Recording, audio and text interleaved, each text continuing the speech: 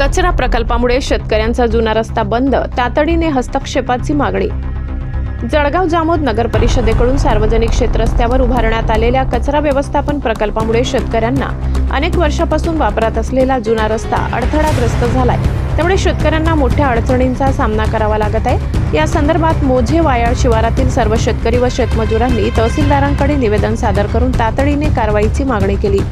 निवेदनानुसार हनुमान मंदिर ते दत्त मंदिर ऊक सकरी गावापर्यंत जाणारा हा जुना रस्ता वर्षानुवर्ष वापरात आहे। मात्र नगर परिषदेकडून कचरा व्यवस्थापन प्रकल्प सुरू करताना हा रस्ता मोकळा न ठेवता त्या ठिकाणी कचऱ्याचे ढीग साचविण्यात आले। कचऱ्यातून दुर्गंधी पसरत असून प्लास्टिक, काच, सडलेला कचरा यामुळे परिसरातील शेती पिकाचे नुकसान होत आहे। पावसाळ्यात कचऱ्यातील घाण पाण्यात मिसळून शेतात जात असल्याने पिकांवर रोगराईचा प्रादुर्भाव वाढलाय।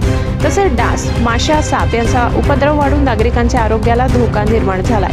रात्रीच्या वेळी विजेचा पुरवठा खंडित होत असल्याने शेतात जाणे अधिकच त्रासदायक ठरत असल्याचे शेतकऱ्यांचे म्हणणे आहे। या पार्श्वभूमीवर कचरा व्यवस्थापन प्रकल्प अन्यत्र स्थलांतरित करावा किंवा संरक्षण भिंत व गेट उभारून शेतकऱ्यांसाठी स्वतंत्र व स्वच्छ रस्ता तातडीने खुला करून द्यावा अशी मागणी निवेदनाद्वारे करण्यात आली आहे। अन्यथा आंदोलनाचा इशारा शेतकऱ्यांनी दिलाय।